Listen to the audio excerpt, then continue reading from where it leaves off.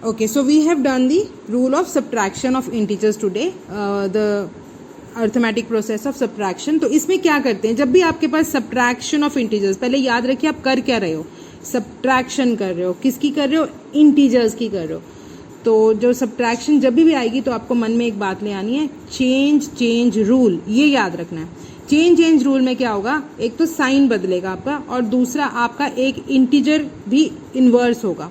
Inverse भी हमने class में क्या किया था, किसी भी इंटीजर का विपरीत जो इंटीजर होता है वो उसका इन्वर्स होता है. फॉर एग्जांपल -2 का इन्वर्स है 2, 24 का इन्वर्स है -24, -100 का इन्वर्स 100 और 100 का इन्वर्स -100. तो इसको हम बोलते हैं इन्वर्स. तो हमें एक इंटीजर का इन्वर्स करना है. तो पहले सपोज मैं आपके साथ एग्जाम्पल के साथ कर रही हूँ जो मैंने क्लास में भी किए थे. अगर मेरे पास एक सम है -2 में से -5 को सब्ट्रैक्ट करो, तो पहला जो मेरे को करना है सीधा formula change rule. Change rule में क्या करूँगी मैं, -2 पहले इंटीजर को हम नहीं कुछ कहते, उसको हम एज इट इज़ रखते हैं. सेकेंड जो हमारा साइन है सब्ट्रैक्शन का उसको हम चेंज करेंगे, तो चेंज हो जाएगा तो वो पॉजिटिव बन जाएगा, प्लस साइन बन जाएगा. उसके बाद जो नेक्स्ट इंटीजर होता है हमें जिसको हमें घटाना है उस इंटीजर को हम इन्वर्स कर देते हैं. यहाँ पे मेरे पास वो इंटीजर है -5, तो मेरा इसका इन्वर्स क्या हो जाएगा 5.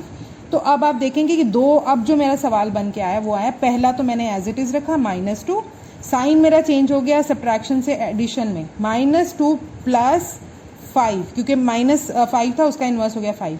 तो अब 2 इंटीजर्स आ गए.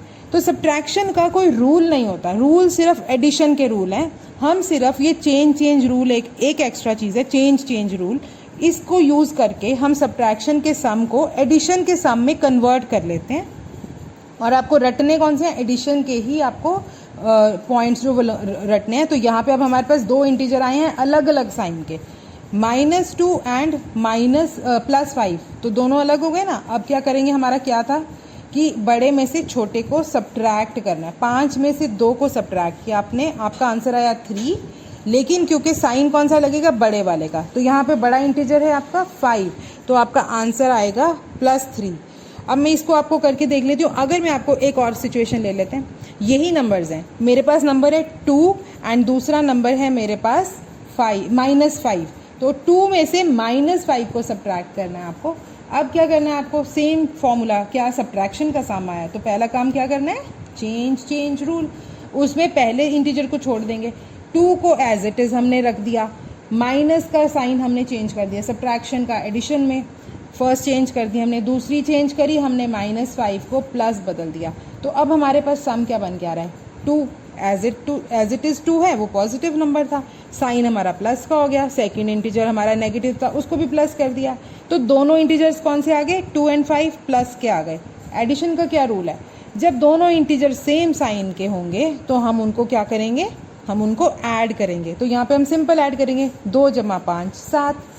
इसी सम को, इन्हीं नंबर्स को हम तीसरे कॉन्सेप्ट से देख लेते हैं. मेरे पास नंबर है -2, उसमें मेरे को सब्ट्रैक्ट करना है 5, +5 +5.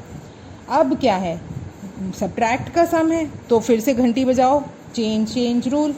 पहला इंटीजर -2 उसको मैंने एज इट इज़ रखा, साइन को मैंने चेंज कर दिया, सब्ट्रैक्शन के साइन को प्लस कर दिया, तो पहला इंटीजर -2, फिर सब्ट्रैक्शन, फिर एडिशन का सम, साइन. उसके बाद मेरे पास इंटीजर था +5 का, इसको मेरे को क्या करना है, इन्वर्स कर देना है, तो मेरा क्या बन गया, -5. अब दोनों इंटीजर्स कौन से हैं, -2 -5. एडिशन का रूल याद करो, दोनों इंटीजर सेम साइन के तो दोनों जुड़ेंगे, 2 और 5 7. लेकिन यहाँ पे इंटीजर में क्या ध्यान रखना है, साइन का, जो साइन दोनों इंटीजर पे है वो ही आंसर हमारे पे होगा, -7. तो इस ऑडियो को जब आप बाद में अभी भेज रही हूँ, जब आप सुनोगे तो आपको अच्छे से समझ आ जाएगा. प्लस मैं होमवर्क्स भेजती हूँ जिससे कि आपका होमवर्क भी है वो जो क्लियर हो जाए और डाउट्स क्लियर हो जाएंगे.